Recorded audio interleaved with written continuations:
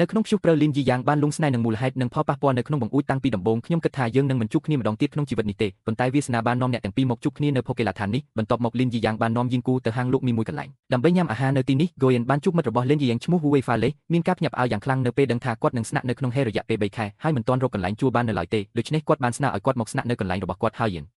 យោក៏យល់ព្រមភ្លាមដូច្នេះហើយទំនាក់ទំនងរវាងលីនយីយ៉ាងនិងកម្មផលត្រូវបានបន្តបន្ទាប់ពីមនុស្សទាំង3នាក់ញ៉ាំមីរួចលីនយីយ៉ាងបានបើកឡានជូនយីងគូត្រឡប់ទៅសន្តាគារវិញជាពិសេសដោយមិននឹកស្មានដល់ពេលខ្ញុំទៅដល់ច្រកចូលសន្តាគារភ្លាមខ្ញុំបានឃើញគូស្នេហ៍មួយគូកំពុងដោះដូរពាក្យសម្ដីផ្អែមល្ហែមគ្នាយីនយ៉ាងស្រាប់តែមានអារម្មណ៍ខ្មាស់អៀនយ៉ាងខ្លាំងខ្ញុំគ្មានជំរឿអ្វីក្រៅពីជែកជាមួយលីនយីយ៉ាងអំពីរសជាតិសាច់ក្រកនៅហាងក្បែរនោះដែលឆ្ងាញ់ប៉ុណ្ណានោះទេវាធ្វើឲ្យអ្នកមិនអាចបំភ្លេចបានវាមានរសជាតិគួរឲ្យខ្លាចណាស់មានតែនំប៉័ងនិងសាច់ជ្រូកប៉ុណ្ណោះវាគ្មានសាឡាដឬទឹកជ្រលក់ទេតើអ្នកធ្លាប់ញ៉ាំវាទេ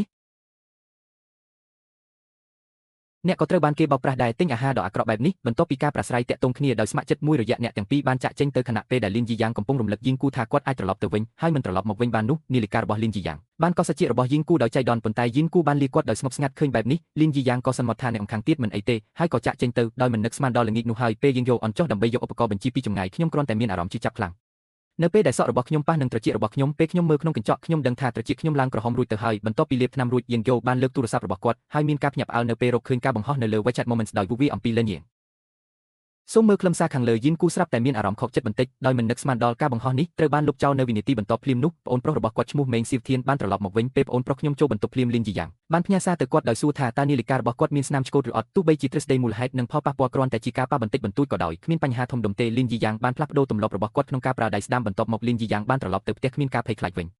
ដោយមិនរៀថយគាត់បានសារភាពដោយត្រង់ថាគាត់បានបង្ហោះសារនោះនៅលើ WeChat Moments ដោយចិត្តណាលីនយីយ៉ាងយល់ថាគាត់ចង់នាំគាត់និងគូយានមកជួបជុំគ្នាដូច្នេះគាត់មិនបានសួរសំណួរអ្វីទៀតទេប៉ុន្តែមូលហេតុនិងផលប៉ះពាល់នៅទីនេះកំពុងសាកល្បងប្អូនប្រុសរបស់ខ្ញុំកំពុងគិតចុះបើវូវីមានមិត្តស្រីវិញតើអ្នកធ្លាប់រំខានពួកគេពីមុនទេមិត្តស្រីមិនអាចទេកំឡោះចាស់ពីរនាក់គាត់និងបងប្រុសយ៉ាងសុទ្ធតែរស់នៅក្នុងផ្ទះស្ត្រីមេម៉ាយម្នាក់ក្រោយពីឬដូច្នេះយីនគូបានធូរស្រាលចិត្តលីនយីយ៉ាងទើបតែភ្ញាក់ពីដំណេកនៅថ្ងៃបន្ទាប់ពេលខ្ញុំបើកទ្វារខ្ញុំបានឃើញបងប្រុសច្បងរបស់ខ្ញុំកំពុងយកជាមួយក្បាលមកជាមួយនឹងក្រុមសិស្សមួយក្រុមមកសួរសុខទុក្ខខ្ញុំសង្ឃឹមថាលីនយីយ៉ាងអាចខិតខំប្រឹងប្រែងបានលីនយីយ៉ាងសម្លឹងមើលមនុស្សគ្រប់គ្នាដោយឈឺក្បាលគាត់បានចាក់ចេញទៅម្នាក់ឯងបន្ទាប់ពីនិយាយបានតែប៉ុន្មានពាក្យប៉ុណ្ណោះលីនយីយ៉អៀងបានមកដល់ហាងនេះហើយប៉ុន្តែខ្ញុំមិនមានចិត្តសោកសៅទេវាគ្រាន់តែដោយសារតែគាត់មិនដឹងពីរបៀបទំនាក់ទំនងជាមួយមនុស្សជាពិសេសនៅពេលអ្នកជួបនរណាម្នាក់ដែលអ្នកចូលចិត្តដូចជាយិនយ៉ូបើប្រៀបធៀបទៅនឹងការជជែកវាកាន់តែងាយស្រួលក្នុងការផ្ដល់អាហារដល់គាត់និយាយពាក្យដ៏ស្មោះត្រង់បំផុតរបស់អ្នកគាត់នឹងមានអារម្មណ៍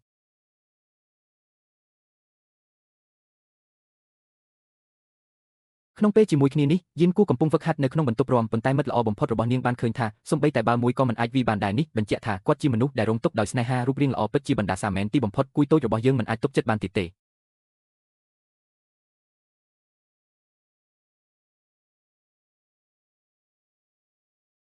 ខ្ញុំទើបតែញ៉ាំមីមួយចានយប់មិញវានៅតែមានមនុស្ស3នាក់កំពុងញ៉ាំអាហារជាមួយគ្នាខ្ញុំខ្មាស់អៀនបន្ទាប់មកយិនគូបានមើល WeChat របស់លីនយីយ៉ាងគួរឲ្យភ្ញាក់ផ្អើលណាស់គាត់មិនបានបង្ហោះព័ត៌មានថ្មីសូម្បីតែមួយនៅលើ WeChat Moments របស់គាត់ទេទន្ទឹមនឹងនេះលីនយីយ៉ាងមានបញ្ហាតើយើងគួរនិយាយអំពីអ្វីដោយប្រើប្រាស់មូលហេតុនិងផលប៉ះពាល់តើខ្ញុំគួរនិយាយអ្វី